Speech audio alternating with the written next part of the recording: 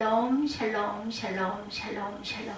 하나님 사랑합니다. 여러분 주 안에서 사랑합니다. 히브리서 12장 1, 2절 말씀 가지고 오늘 십자가를 사랑하라 사순절 말씀 이렇게 나눕니다.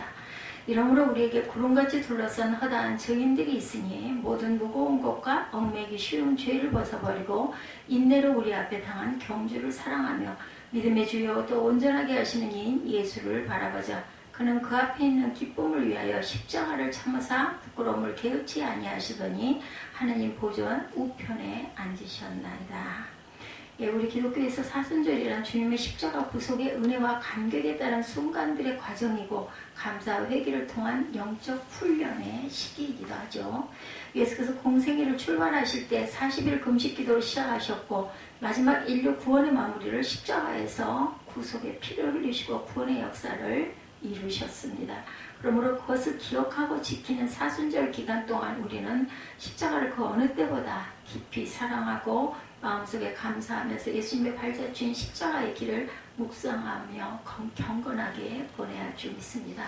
오늘 사순절의 의미를 다시 한번 생각하며 십자가를 사랑하라 이런 말씀으로 말씀을 나누고자 합니다.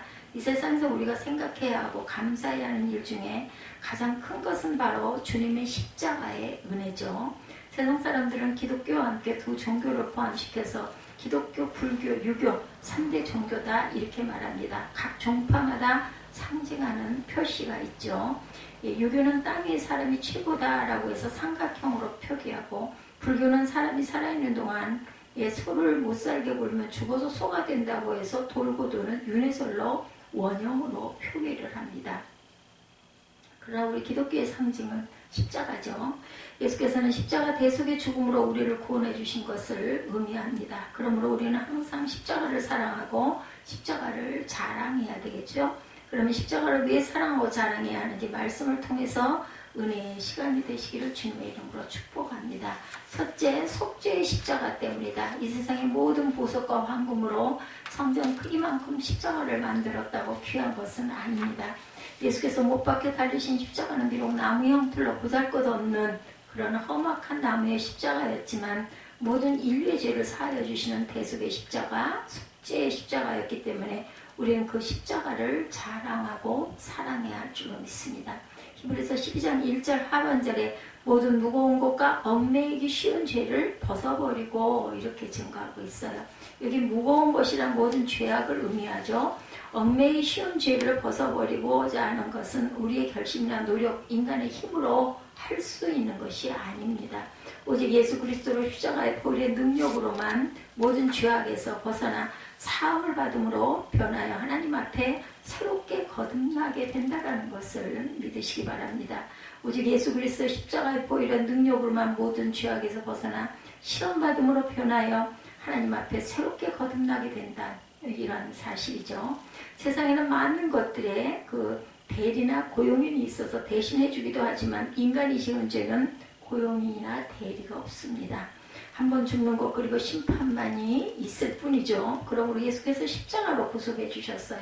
신이 나무에 달려 그 몸으로 우리 죄를 담당하셨으니 이는 우리로 죄에 대하여 죽고 의에 대하여 살게 하려 하심이라. 그가 채찍에 맞음으로 너희는 나음을 얻었나니. 아멘.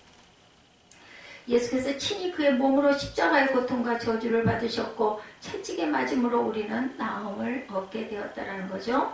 그러므로 바울의 복음 중심에는 오직 십자가입니다. 그는 가문이나 학력이나 업적을 내세우지 않고 예수님의 복음만 전했어요.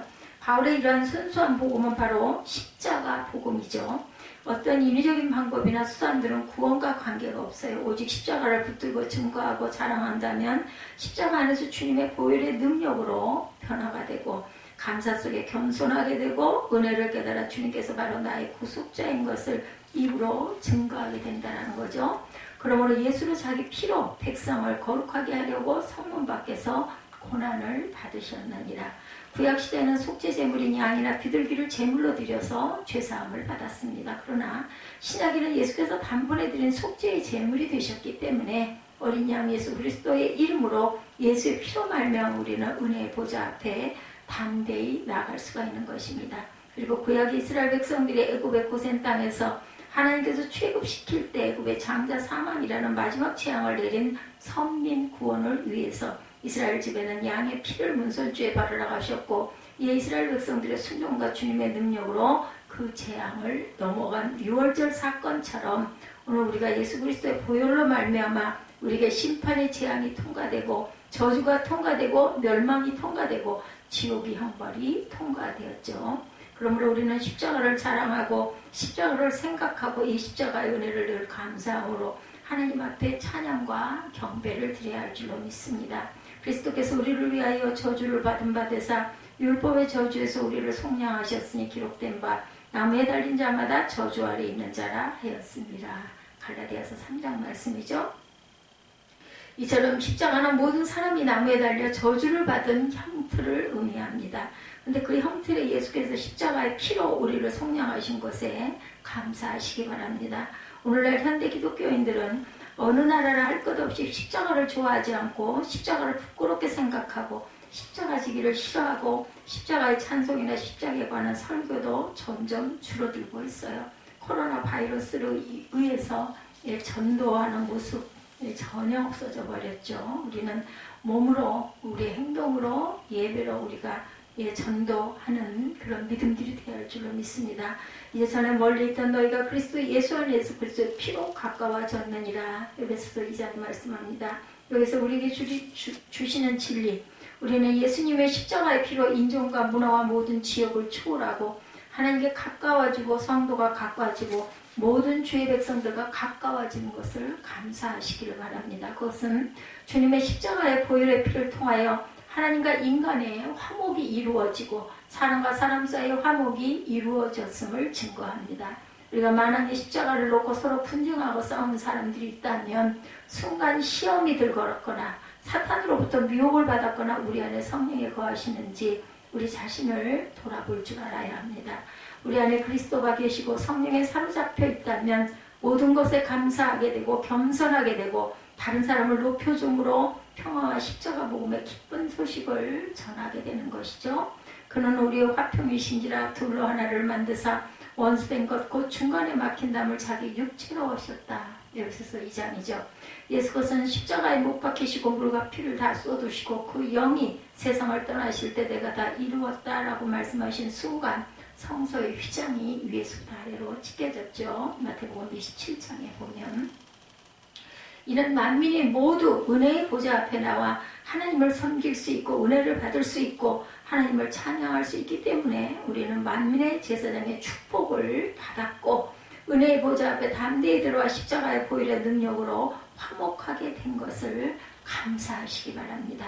그래서 예수님은 십자가를 통하여 우리가 하나님과 화목을 이루어 주셨고 사람 사이의 화평을 이루어 주시고 우리 막힌 담을 허물어 주신 것이죠. 또한 죄악으로 막힌 담을 헐어주시고 인간관계에 막힌 담을 헐어주신 것을 감사하시기 바랍니다. 십자가로 이들을 한 몸으로 하나님과 화목하게 하려 하심이라 원수된 것을 십자가로 소멸하시고 에베소서 2장 16절 말씀이죠. 우리는 십자가로 하나가 되었고 십자가의 보혈로 또한 깨끗해졌습니다. 그리하여 그리스도 안에 있는 자는 그런 중 누구든지 그리스도 안에 있으면 새로운 피조물이라 이전 것은 지나갔으니 보라 새 것이 되었도다. 고린도후서 5장 17절에 증거하신 것처럼 그리스도 안에 있는 자에게 우리는 아무 정죄도 할 수가 없습니다. 예수 그리스도 보혈로 눈을 씻고 예수 그리스도 보혈로 안경을 쓰고 본다면 흉악한 강도도 예수님 안에서 속죄함을 받게 된다는 것을 믿으시기 바랍니다. 셋째 영광의 십자가이기 때문이죠. 믿음의 주에 또 온전케 하시는 이 예수를 바라보라. 그는 그 앞에 있는 기쁨을 위하여 십자가를 참으사 부끄러움을 개의치 아니하시더니 하나님 보좌 우편에 앉으셨느니라 이렇게 말씀합니다. 하나님의 영광의 보좌 우편에 앉은 예수님은 십자가의 그 흉악하고 처참한 고통을 당하셨을 뿐만 아니라 수치와 부끄러움까지 참고 견디셨어요. 하나님의 자녀된 우리도 복음을 위해서는 어떠한 수치와 부끄러움도 참아야 하며 고난이 있어도 인내하며 주님만 바라봐야 할 줄 믿습니다. 미국의 애플 아이폰을 만든 고 스티브 잡스는 죽음을 앞에 두고 많은 유언을 남겼어요. 그 유언을 종합해보면 최고의 돈을 많이 벌어 부유한 죄로 성공했다고 해고하면서 그렇지만 이 세상에서 가장 기쁨이 없는 사람이다라고 고백했고 그의 생애 돈만 위해 살았으니 나는 뒤틀린 괴물이다고 자신을 이렇게 표현했다고 그래요. 고 스티브 잡스는 예수님 없이 세상을 떠났으니 그 영혼이 얼마나 안타깝습니까? 우리는 예수 그리스도 안에 영광의 길을 걷는 자들입니다. 오늘의 부끄러움이나 고난과 오늘의 시련이나 외로운 그 의로운 눈물은 내일의 예수 안에 기쁨이 되고 미래의 천국에서 더 큰 영광이 함께 하는 우리 모두 하나님의 약속된 주님의 백성이라는 사실을 잊지 마시기 바랍니다. 우리는 십자가가 끝까지 십자가를 자랑하고 십자가를 붙들고 사랑해야 합니다. 그것은 속죄의 십자가이고 화목의 십자가이며 영광의 십자가가 있기 때문입니다. 이 십자가를 튼튼히 붙잡고 복음을 위해 날마다 전진하며 일평생 승리하는 저와 여러분이 되시기를 이 사순절에 예수 그리스도 이름으로 축원합니다. 말씀처럼 실천하고 행하고 마음의 큰 감동으로 다시 거듭나는 역사가 있으시기를 주님의 이름으로 축복합니다. 기도하시겠습니다.